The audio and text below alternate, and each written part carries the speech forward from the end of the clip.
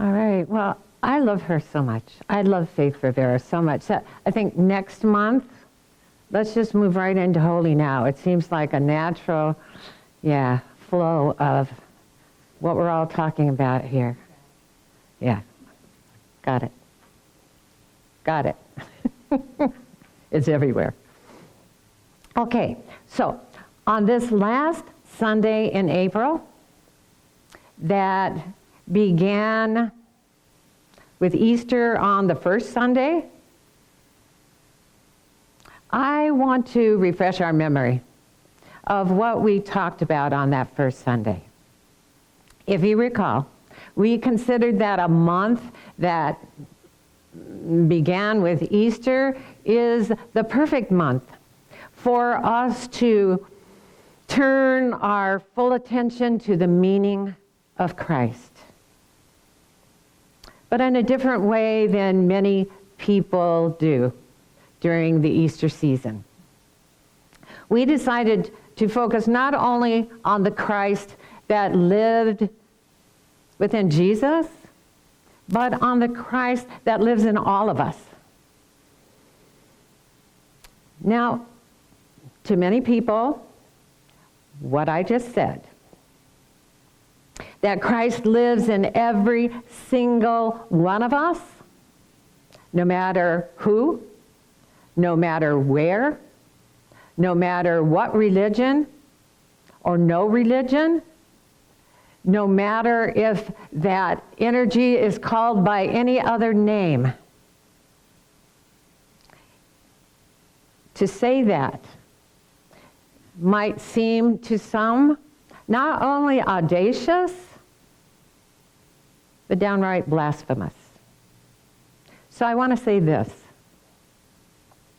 For any of us to believe that we can be or do anything at all, even breathe, without the same living Christ in us that gave breath to Jesus, would be the height of human arrogance and ego.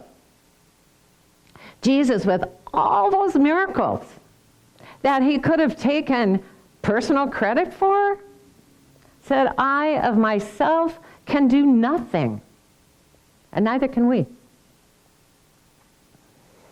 The light of Christ pulsates with the consciousness of existence, with the awareness of life, our life.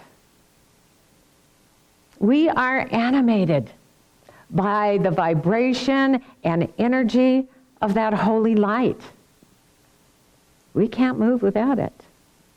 The light of Christ is the breath of God, the source energy of God, the love of God, the peace of God, the joy of God that gives light and awareness to all of creation. It's the pure consciousness of being alive that lives in every living thing. If we know we're alive right now, it's the Christ in us that is giving us that awareness and knowledge. How could we not speak of Christ in any season without including all living things, without including all living beings, including ourselves?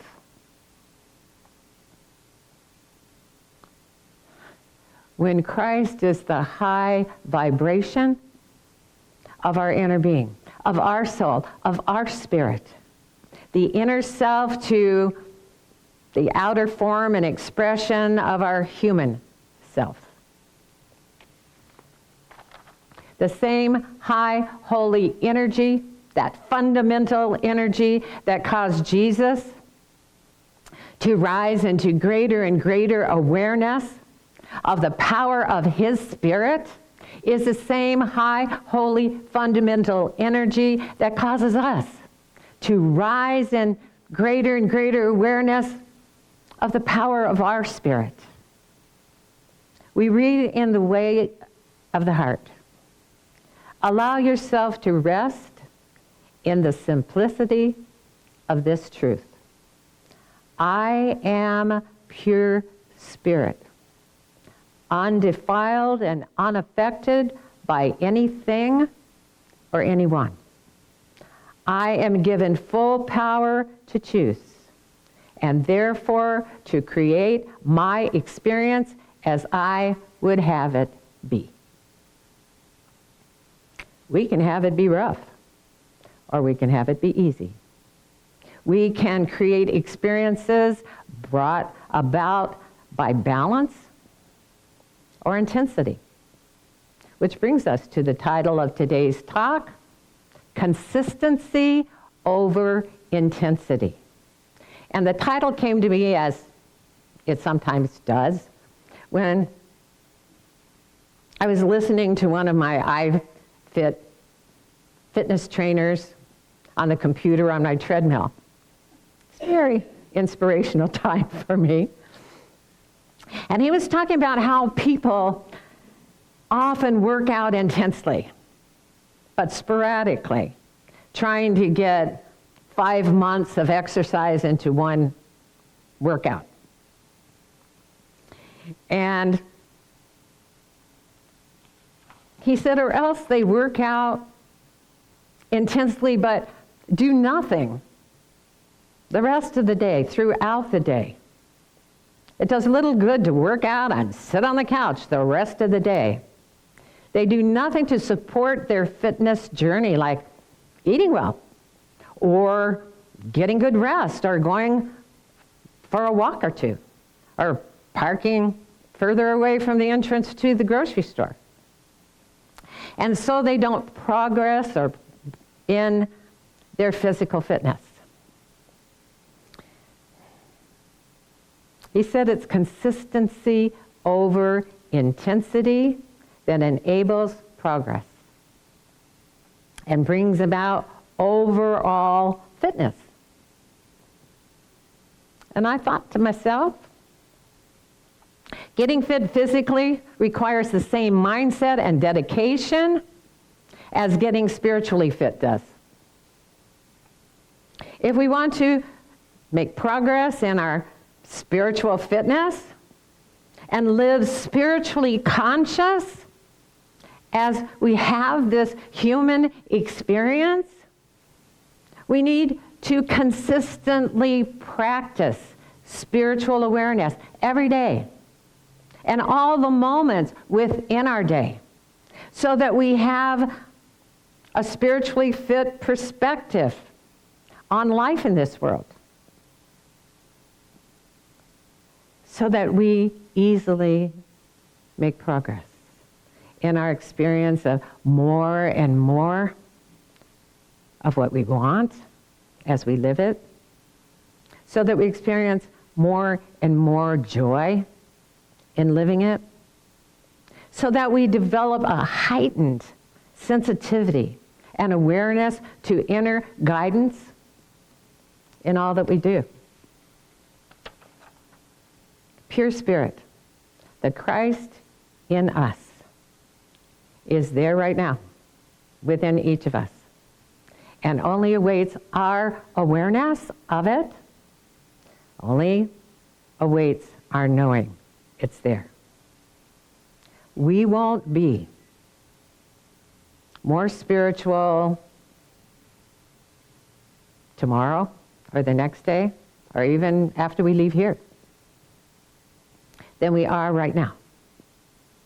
But we will forever become more and more aware of the power that is ours as a spiritual being as we move along. We determined on Easter Sunday that the only difference between Jesus Christ as he walked this earth so long ago and our walking it today is that Jesus consistently knew who he was in every moment as he lived on earth. And he knew who everyone else was too. And that knowing caused miracles to happen wherever he was. He saw the truth in others because he knew the truth within himself.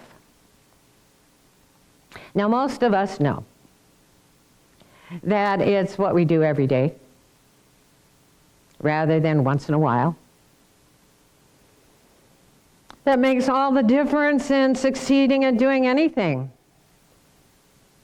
If we want to lose weight, we can't just eat healthy one day and then go back to whatever it is we're eating that isn't helping. If we want to play a musical instrument or we want to learn a new language,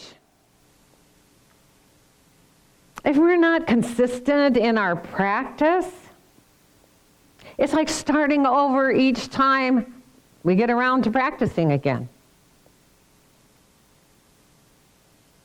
Having a day-to-day spiritual practice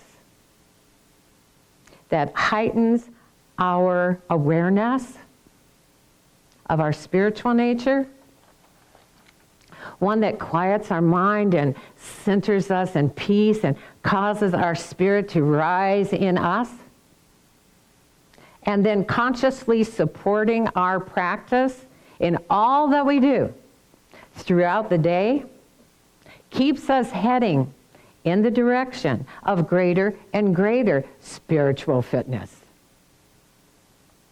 If we're not consistent, as Jesus was, in knowing who we are all the time, if we don't remind ourselves that our thoughts and words and actions create the world we experience, we may erroneously think a sporadic spiritual practice once in a while is all we need to keep us on track. And then it doesn't matter what we focus on the rest of the time that doesn't support what we want to feel, what we want to have, what we want to experience, that doesn't support our desire to live a life that we enjoy living every day. Abraham Hicks tells us whatever you are giving your attention to already has a vibration of its own. And as you give your attention to it, you include its vibration in your vibration. And then your point of attraction is affected. Consistency in focusing on thoughts that feel good is the only way we can maintain a vibration that attracts only good. Practicing a positive perspective, no matter what may be going on in any moment, increases our focus fitness.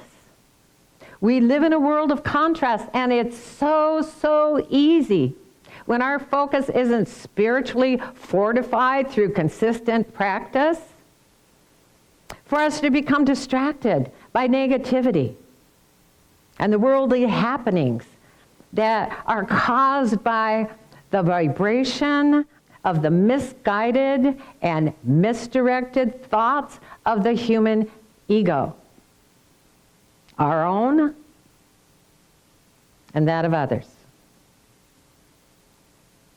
If we're not consistently intentional in what we choose to focus on, and we stray away from positivity and the good feeling that it brings, and we think that doesn't matter, as we give our attention to the negative, we'll include its vibration in our vibration. And then our point of attraction will change. It's affected by what we invite into the vibration of our being. We won't be headed in the direction of awakening to greater and greater awareness of how good life can be when we practice the attraction power of positivity. And we'll believe,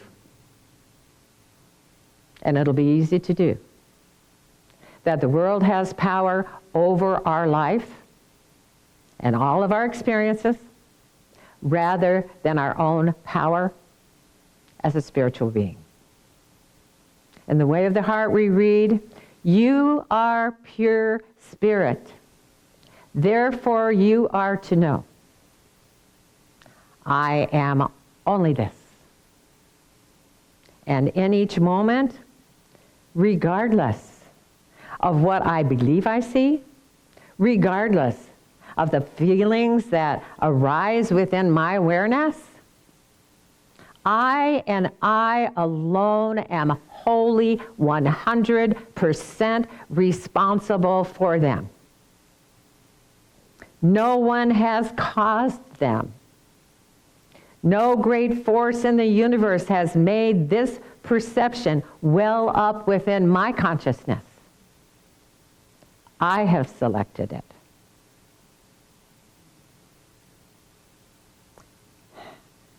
That's really why we came forth, to sift and sort and select through the contrast in this world what we prefer, what we want to experience, and then to see with all 5 of our senses what we believe to be true and the power of our thought. Consistency in choosing a life we enjoy living is born of our dedication to that spiritual purpose. And because that holy purpose is always calling to us to awaken to it and to live it on purpose,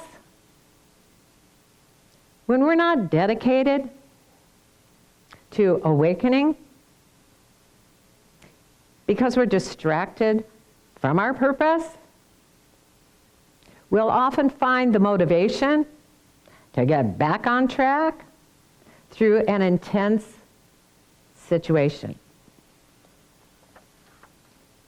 We'll unintentionally, involuntarily, attract an intense or even nightmarish condition or situation that will do the trick, that will get us on track. And that's all it's about. Eckhart Tolle wrote, when you are trapped in a nightmare, your motivation to awaken is much greater than when you are in a pleasant dream. Intensity is often the motivator that inspires us to allow our inner being, our soul, our spirit, the Christ in us, to rise up into our awareness. There are easier ways. Consistency in our moment-to-moment spiritual practice will do the same thing. It will allow the same thing. And at the same time, keep us from needing intensity anytime to motivate us. But any way we choose is okay, because we'll get there either way. That's why we came. That's what it's all about. Only the fulfillment of our spiritual purpose, to align with the Christ in us and live it, and to be the love of God, the peace of God, the joy of God in form and expression on earth. Only that, no matter how successful we are at anything else, will satisfy our soul and keep us spiritually fit. Namaste.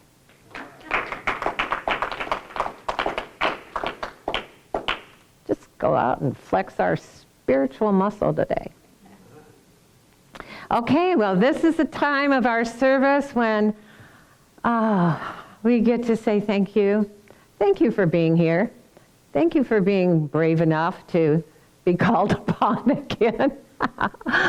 And see, sometimes you're just rewarded by being brave enough. Then nothing happens. But thank you for being here. Thank you for showing up in the safety of your home. We love that you're here. We love that you show up. We love that you are such a active, vibrational part of LEC.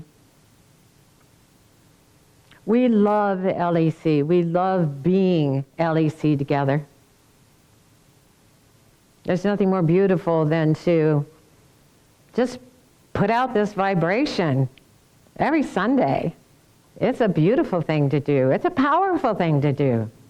And then as we go about our lives throughout the week, to support what we know is true in everything we think and say and do. That's what it's all about. It's about trending each Sunday to the next Sunday in a positive forward motion.